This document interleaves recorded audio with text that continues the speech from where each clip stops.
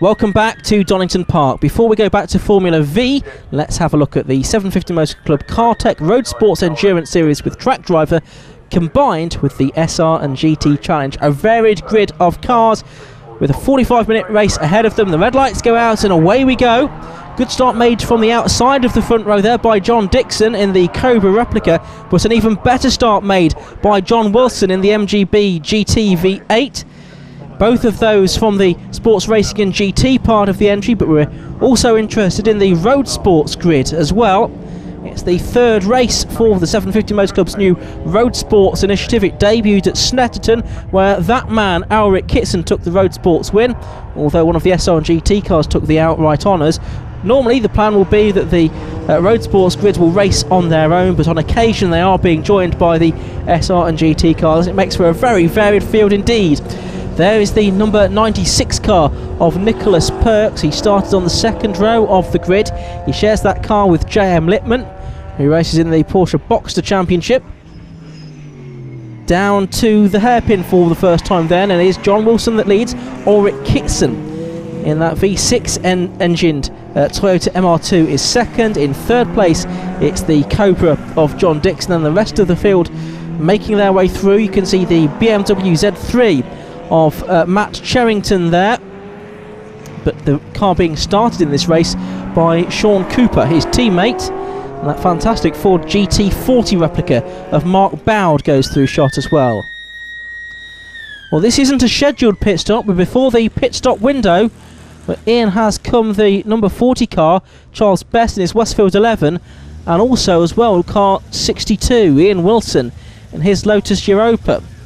A couple of drivers possibly experiencing problems in the early part of this 45-minute race. Pit stops have to be taken between 15 and 30 minutes, and the drivers changed over.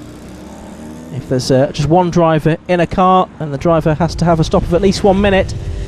And out of the race has gone Nicholas Perks, I'm afraid, in that box to number 96. He's well and truly beached in the gravel trap.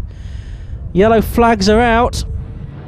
And so is the 750 Motor Club safety car being driven by Craig Emerson this weekend. And he is heading the race leader through the right-hander at McLean's. And that race leader is, of course, John Wilson in the MGB GT V8. Well, now we can have some scheduled pit stops, and this is the man that won the last Roadsports race, Rob Horsfield in car 67. And a change there in one of the other cars on the grid. That's the Triumph TR5 of Oliver Petch and Chris Petch. It was Chris Petch that started that car. John Wilson's been into the pits, goes back out again. Got that all done during the course of this safety car period. Meanwhile, a retirement it would appear for the number 54 car. Certainly a problem for Robert Frost in his Dax Tagero. Oh, and now having handed over the car to Oliver Petch, there has been an off for the number 68 Triumph TR5. He joins the circuit, spreading gravel behind it. Safety car lights are out. The race about to get back underway then, and Mark Bowd in the GT40 has found his way to the head of a smallish group that's lined up behind the safety car. He probably then drives into the pit lane for his mandatory pit stop, so it looks like the Porsche Boxster of Chris Valentine is the first car through, but because of the pit stops the order will take a few moments to shake out. There's the 35 car of John Dixon in the Cobra, and then you can see Matt Cherrington, I think that now is, in the BMW Z3 as well. There's the number 30 car, which is the one being shared by Amy Hoffam and Claire Rutherford, one of the MR2s of course. Tall and Taller Racing is the entrant of car number 55, which is the Bagnall brothers, Alex and Rory, both of them well over 6 foot, and how they squeeze themselves into a Mark 1 MR2, I'm not quite sure. Down to the hairpin then comes number 35, John Dixon. There is the man that is in second place, John Wilson now. So somehow John Dixon has got himself into the lead of this race, and it looks like John Wilson's back to second, ahead now of Ulrich Kitson. And that's the third place car, isn't it? That's Neil Plant in his Cougar Jaguar. Now John Wilson going very slowly indeed. He is having some kind of problems. Seems to be going okay down the straight, but possibly not quite as quick through the corners.